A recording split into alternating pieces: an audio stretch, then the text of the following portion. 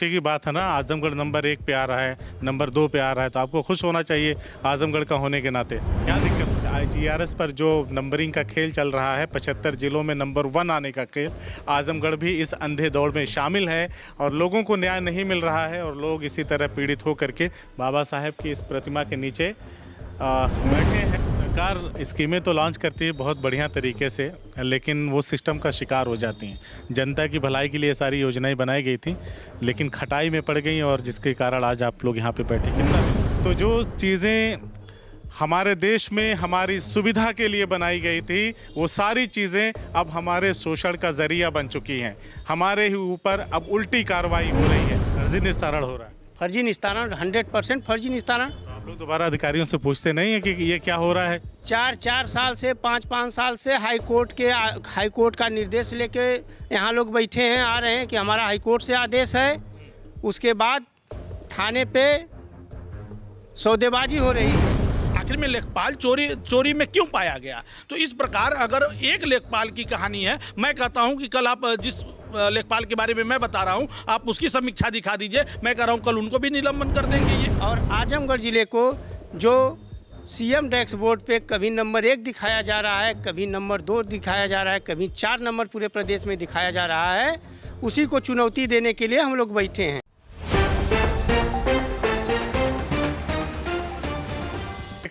पुरुष चाहे महिला अगर सिस्टम का शिकार हो जाते हैं तो उनके पास अपने हक अधिकार को पाने के लिए मात्र एक जरिया रह जाता है।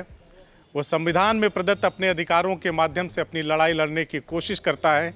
वो संविधान जो बाबा साहेब की अध्यक्षता में रचा गया, बनाया गया, लिखा गया और हमारे देश में लागू हुआ और फिर भारत एक महान गणतंत्र बना।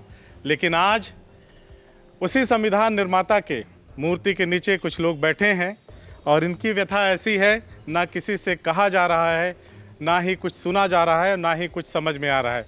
अधिकार सेना आप लोग जानते होंगे, आज़ाद अधिकार सेना, जिसके राष्ट्रीय अध्यक्ष हैं अमिताभ ठाकुर, जो कि एक पूर्व जबरिया IPS रिटायर्ड ऑफिसर हैं। उनको ज़बरदस्ती योगी सरकार ने रिटायर कर दिया और यहाँ पे लोग बैठे हैं, उन्हीं के पार्टी के लोग हैं और कुछ आम जन से भी लोग हैं। इनसे बातचीत करेंगे कि आखिर क्या ज़रूरत पड़ी, आखिर क्यों जब लोग परेशान होते हैं तो इसी अंबेडकर पार्क में आते हैं, बाबा साहेब की मूर्ति के नीचे बैठते हैं और कहते हैं कि हम शांतिपूर्ण तरीके से अनशन करेंगे, आंदोलन करेंगे और अपनी मांगों को रखेंगे। तो इनसे जानते समझते हैं कि क्या परेशानी है, क्यों यहाँ पे पिछले कई दिनों से धरनारत हैं और ऐसी कौन सी दिक्कत आन पड़ी है। यहीं से दिखा दीजिए, कलेक्ट्रेट बिल्डिंग, आजमगढ़ की कलेक्ट्रेट बिल्डिंग पे शान से हमारा तिरंगा फहरा रहा है और यहीं पे पीड़ित, शोषित, वंचित लोग बैठे हुए हैं जो अलग अलग जातियों से हैं, अलग अलग धर्मों से हैं, लेकिन जब पीड़ा सबके मन में आई तो सब लोग एक साथ यहीं पे आकर बैठ गए। क्या नाम है आपका? अशोक सिंह, जिलाध्यक्ष आज़ाद अधिकार सेना आजमगढ़। क्या परेशानी आ गई? एकदम से सरकार के नाक में दम कर दिया है आपके राष्ट्रीय अध्यक्ष ने, बार बार उनको सरकार को जेल भेजना पड़ता है और आप लोग यहाँ पे बैठे हुए हैं, क्या हो गया? पूर्व IPS अमिताभ ठाकुर जी के निर्देश पर हमने 2 मई को IGRS और RTI के दुरुपयोग को लेकर ज्ञापन दिया था। पूरे प्रदेश में उनके निर्देश पे हम लोग ने ज्ञापन दिया था।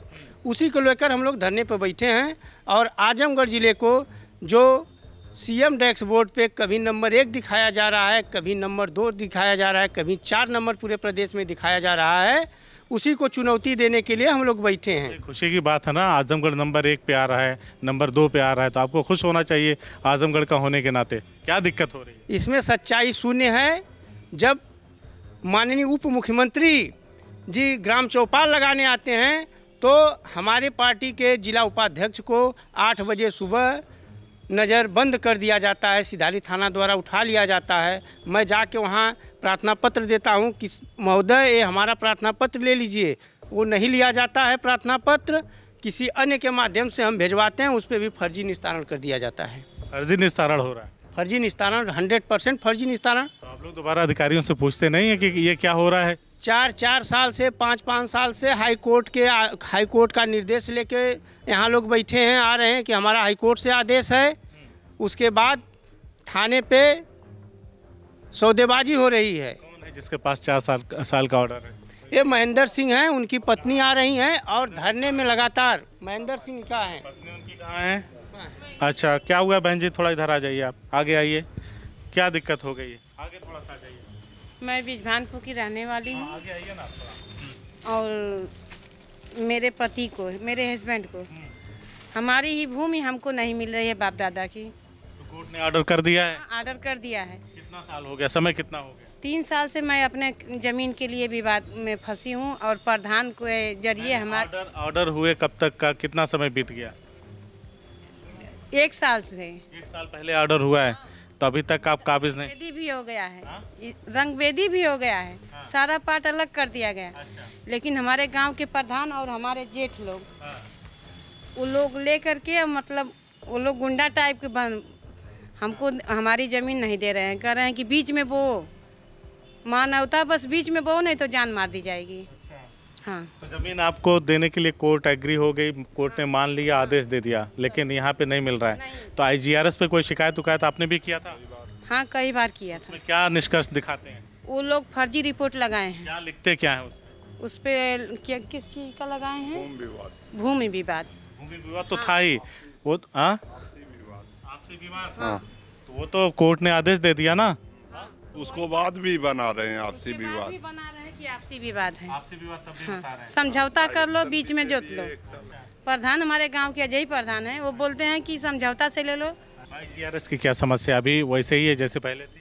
जी वैसी है गलत रिपोर्ट लग रही है। जी। आप लोग DM साहब से मिले कि आप तो हमेशा नंबर 1 और 2 की मतलब बात आती है, आपके कार्यालय से सामने आती है, और हम लोगों दे रही हूँ, हाँ, प्रार्थना पत्र जा रहा है, हाँ, पुलिस विभाग गई है, हाँ। न कुछ पूछती है न कुछ जांचती है, बस केवल फोटो खींच के चली जाती है। अच्छा, उसके बाद अधिकारी वैसे तहसील से गए थे, वो भी केवल समस्या सुन के उसके बाद चले आए। मतलब निस्तारण कुछ नहीं होता, खाली समस्या जस की तस बनी रहती है। आपका क्या नाम है? मेरा नाम डम्पी तिवारी है, मैं विधानसभा सगड़ी से हूँ। अच्छा, जी। तो विधानसभा सगड़ी आपने बताया, तो चुनाव लड़ने का कुछ है कि? देखिए, वो चुनाव का तो मामला अलग। अगर मैं यहाँ बैठा हूँ तो कहीं ना कहीं मैं भी प्रार्थी हूँ, मैं भी शिकायत करता हूँ और मैं भी पीड़ित हूँ। मैंने इसलिए पूछा कि मतलब जैसे आप पीड़ित हैं या फिर आप पीड़ितों की आवाज़ बन? नहीं, मैं पीड़ित भी हूँ और पीड़ितों का आवाज़ भी हूँ। जी।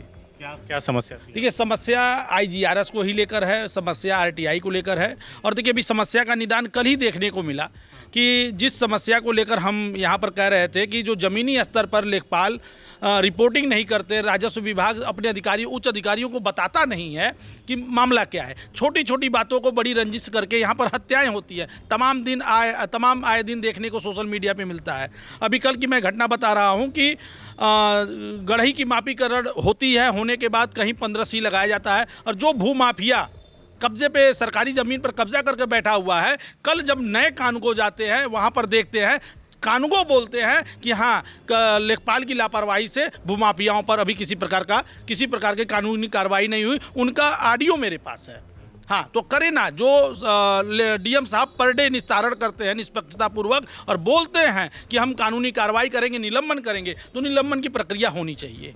जी। अभी तो आपके सगड़ी विधानसभा क्षेत्र में गए थे, एक लेखपाल को सस्पेंड भी किया था उन्होंने। तो अब सोचिए आप, मैं धन्यवाद देता हूं कि आपका प्रश्न बहुत ही बेहतरीन और तार्किक है। जब आप 1 नंबर पे चल रहे हैं IGRS में, आप प्रदेश में 4थे नंबर पे स्थान पे थे, आप सगड़ी में प्रथम स्थान दिया था SDM महोदय को, तो वह निलंबन करने की प्रक्रिया क्यों हुई? आखिर में लेखपाल चोरी में क्यों पाया गया? तो इस प्रकार अगर एक लेखपाल की कहानी है, मैं कहता हूं कि कल आप जिस लेखपाल के बारे में मैं बता रहा हूं, आप उसकी समीक्षा दिखा दीजिए। मैं कह रहा हूं कल उनको भी निलंबन कर देंगे। ये आखिर में भूमाफियाओं को संरक्षण देने का मतलब क्या हुआ? तो निलंबन प्रक्रिया होनी चाहिए। तो कहीं ना कहीं जमीनी स्तर पर जो IGRS का मामला है वह दुर्व्यवस्था दिखाई दे रहा है। जी। सरकार स्कीमें तो लॉन्च करती है बहुत बढ़िया तरीके से, लेकिन वो सिस्टम का शिकार हो जाती हैं। जनता की भलाई के लिए सारी योजनाएं बनाई गई थी, लेकिन खटाई में पड़ गई, और जिसके कारण आज आप लोग यहाँ पे बैठे। कितना दिन हो गया? देखिए सर, हम 8 तारीख से बैठे हुए हैं और आज हम लोगों का 6वां दिन है, और यह अनशन लगातार जारी रहेगा। और यहीं अभी आपने दिखाया भी कि हम लोग 50 मीटर की दूरी पे हैं जिलाधिकारी महोदय के कार्यालय से। अगर उनको लगता है कि शुद्ध बुद्ध अगर लेनी चाहिए थी, वह 10 मिनट के लिए भी आ सकते थे। जो जन चौपाल वह अपने कमरे में लगा रहे हैं, वो जन सुनवाई यहाँ पर भी लगा सकते हैं। तो कहीं ना कहीं इन अधिकारियों को डर बैठा हुआ है कि हमारे पास प्रमाण है, हमारे पास सभी चीज़ों का मुख्य रूप है कि कहीं ना कहीं दिक्कत हो सकती है इन लोगों को। जी, कोई नहीं आया अभी तक कोई नहीं आया, कोई अधिकारी नहीं आया, ना कोई गया। हम लोगों ने एक दिन 2 मई को आज़ाद अधिकार मंच के द्वारा, बड़े भाई अशोक सिंह जी के द्वारा, हम लोगों ने महामहिम राष्ट्रपति जी को एक ज्ञापन IGRS के माध्यम से दिया था। और हम लोगों ने उसी दिन बता दिया था कि यदि इस पर कोई कार्रवाई नहीं होती है तो हम लोग धरना प्रदर्शन शुरू कर देंगे। जी अशोक जी, क्या होगा आगे? यह बृहद रूप धरेगा। आज हम लोग की राष्ट्रीय अध्यक्ष जी के साथ वीडियो कॉन्फ्रेंसिंग से मीटिंग होगी, उसमें दिशा तय करेंगे।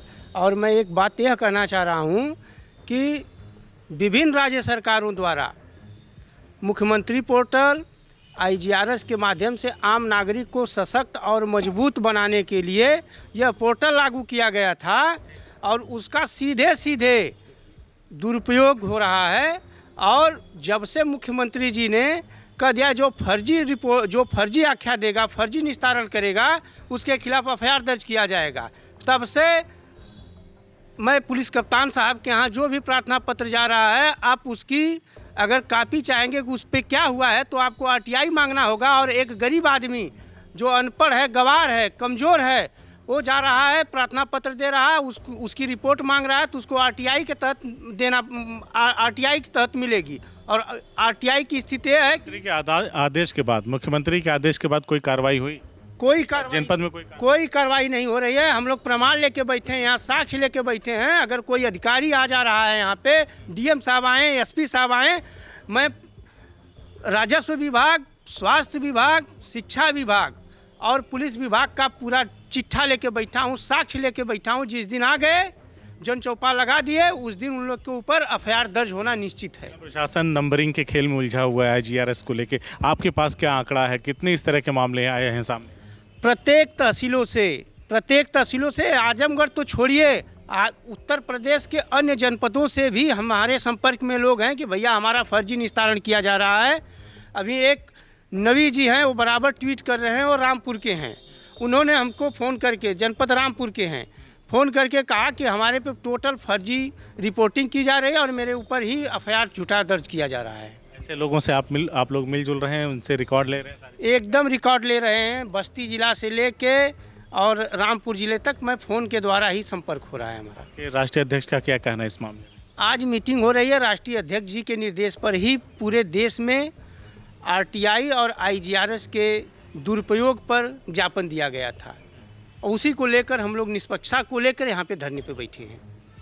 चलिए डम्बी भाई, ये बताइए कि अगर जैसे आप लोग यहाँ कई दिनों से धरनारत हैं अपनी मांगों को लेकर के, अब कह रहे हैं कि 50 कदम की दूरी पर DM साहब का कार्यालय है, लेकिन कोई हमारी सुध लेने नहीं आया, तो अगर ऐसे ही चलता रहा तो आगे क्या उम्मीद लगती है आपको? क्योंकि चुनाव भी अब निकट हैं, उत्तर प्रदेश भी चुनाव की जद में जाने वाला है। अब तो फिर नेतागिरी शुरू हो जाएगी, तो फिर चुनाव की तैयारियों में अधिकारी जुट जाएंगे। ये जो समस्याएं हैं आप लोगों की, इस पर फिर कौन ध्यान देगा? देखिए, अब यह तो प्रदर्शन जारी रहेगा, और हम एक नहीं हैं, हम अनेक हैं।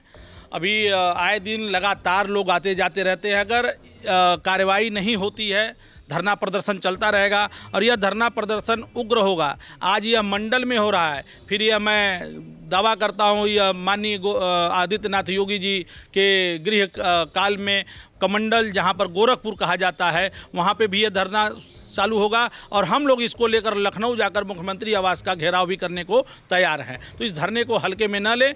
हम 4,000 पर भारी रहेंगे।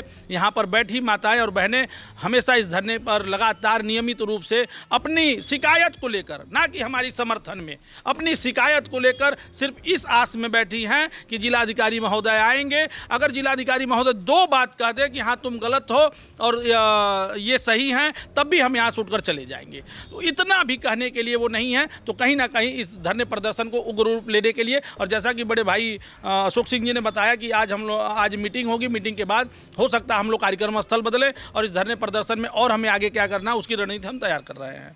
जो महिलाएं बैठी हैं ये लोग मतलब आपके संगठन की नहीं है, पीड़ित नहीं, लोग सभी हैं, पीड़ित, सारे लोग सभी ना। पीड़ित। हालांकि मैंने एक दो लोगों से बात किया। सभी पीड़ित। राष्ट्रीय उपाध्यक्ष हैं बद्री सिंह जी, वरिष्ठ नेता हैं आपके, क्या कहेंगे इस पूरे मामले में? देखिए, हम लोग तो अपने अधिकार के प्रति जो है सबको इकट्ठा करके एक मंच पे ला करके यह समस्या सरकार तक पहुंचाना चाहते हैं और जिला प्रशासन तक पहुंचाना चाहते हैं।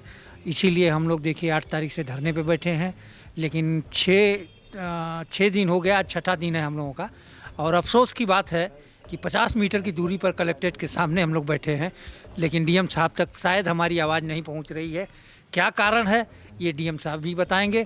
सिर्फ नंबरिंग में लगे हुए हैं और फ़ोटो खिंचा करके कभी देश में नंबर 1 आ रहे हैं, प्रदेश में नंबर 4 आ रहे हैं, यही नंबरिंग कर रहे हैं, जबकि धरातल पे हकीकत कुछ और है। हमारे पास हम लोग देखिए 15-20 लोगों की फ़ाइल बना चुके हैं और सब लोग पीड़ित हैं।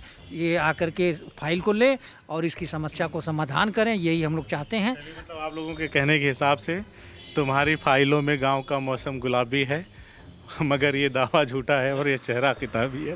खैर, सरकार एक बड़े ही मजबूत तंत्र का नाम है और सरकार के पास वो सिस्टम है जिससे तंत्र चलता है, जिससे व्यवस्था चलती है, जिससे प्रदेश चलता है। सरकार चाह ले तो 1 मिनट में क्या से क्या हो जाए। सरकार चाह ले तो उनका जो रिपोर्टिंग सिस्टम है, जो लोकल इंटेलिजेंस है, यहाँ रोज़ शायद वो लोग आते हैं, इन लोगों से रिपोर्ट लेते हैं कि कब से आपका क्या है, क्या क्या मामला है, कब तक बैठेंगे, क्या करेंगे, आपका उद्देश्य क्या है, यहाँ से उठेंगे तो डीएम साहब के यहाँ जाएंगे कि नहीं जाएंगे, सारी रिपोर्टिंग वो करते हैं। इन सब के बावजूद भी इन लोगों की सुध लेने वाला कोई नहीं है।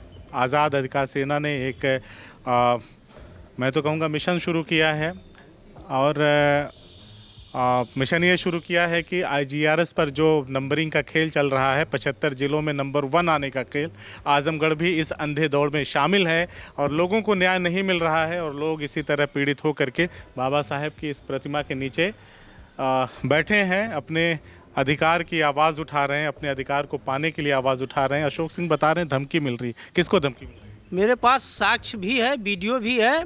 एक पीड़िता है प्रीति सरोज, वो हमारे ग्राम सभा की ही हैं। इनकी नाबालिग लड़की को सुमारी पासवान द्वारा बहला फुसलाकर आत्महत्या के लिए विवश किया गया और वह लड़की आत्महत्या कर ली। थाने पर इनका प्रार्थना पत्र भी नहीं लिया गया और मोबाइल 15 दिन थाना प्रभारी द्वारा रख के सब डाटा इनका डिलीट करके वापस कर दिया गया। जब ये प्रार्थना पत्र कप्तान साहब को दी, कोर्ट के माध्यम से जब जांच पहुंची तो दबंगों और सुमारी पासवान के पीछे वाले जो हैं इनको धमकी देने लगे, पैसा का प्रलोभन देने लगे, पलायन करने के लिए इनको मजबूर करने लगे। वह वीडियो आपको मैं उपलब्ध करा दे रहा हूं, वह वीडियो भी है। मुझे भी खुलेआम धमकी मिलने लगी कि जा रही हो धरना में, जाओ देखता हूं क्या कर लेती हो। वो पीड़िता आपके पीछे हैं प्रीति सरोज, ये है क्या है इनकी लड़की, नाबालिग लड़की। अच्छा, आप ही हैं? अच्छा, कहाँ की रहने वाली है? जी गुरा था पूरे था। अच्छा, तो कोई न्याय नहीं मिला कुछ? जी नहीं, अभी मुकदमा नहीं दर्ज हुआ? जी नहीं, अभी कुछ नहीं हुआ। कुछ नहीं। चलिए भैया, तो हम लोग यहाँ पे बैठे हैं और हम भारत के लोग हैं और भारत के लोगों के लिए सारे तंत्र बने थे। संविधान में प्रदत्त अधिकारों को दिया गया, बाबा साहब ने जो संविधान लिखा, जो रचा, तो ये भारत के लोगों के लिए सारे तंत्र बनाए गए थे। पुलिस स्टेशन इसलिए बनाए गए थे ताकि अगर कोई आपको प्रताड़ित करता है, आपको धमकाता है, आपके साथ मार पिटाई करता है, आपकी हत्या की कोशिश करता है, हत्या करता है, तो उसे ये पुलिस पकड़कर आपको न्याय दिलाएगी, उसे सज़ा दिलाएगी, जो अत्याचार करने वाला है उसको सज़ा दिलाएगी। लेकिन पुलिस के थाने अब पीड़ितों की ही शोषण का केंद्र बनते जा रहे हैं। ये लोगों की दशा देख करके आपको अंदाज़ा होता होगा। लेखपाल बनाए गए, रेवेन्यू डिपार्टमेंट बनाया गया, लोगों की जो छोटे छोटे झगड़े विवाद होते थे उनको सुलझाने के लिए। लेकिन आप आए दिन किस्से कहानियाँ सुनते होंगे। इन्हीं डीएम साहब ने अभी सगड़ी में एक लेखपाल को निलंबित किया पैसा ले करके, पैमाइश वगैरह करने के आरोप में। तो आप तमाम सुनते होंगे कि फला जगह लेखपाल पकड़े गए घूस लेते हुए, एंटी करप्शन ने पकड़ा, तमाम मतलब अब तो शिक्षा के मंदिर तक ये सारी चीज़ें चली गई हैं। महाराजा सुहेलदेव यूनिवर्सिटी में एक गिरफ्तारी हुई है 50,000 रुपये लेते हुए। तो जो चीज़ें हमारे देश में हमारी सुविधा के लिए बनाई गई थी, वो सारी चीज़ें अब हमारे शोषण का जरिया बन चुकी हैं। हमारे ही ऊपर अब उल्टी कार्रवाई हो रही है। तो ये भारत के लोगों को चेतने का समय है, जागने का समय है, सोचने का समय है और पुनर्विवेचना करने की ज़रूरत है, आत्ममंथन करने की ज़रूरत है। हमने लोगों से बातचीत किया। आपको ये बातचीत कैसे लगी हमें कमेंट करके ज़रूर बताइएगा। और क्या किसी को न्याय मिलेगा?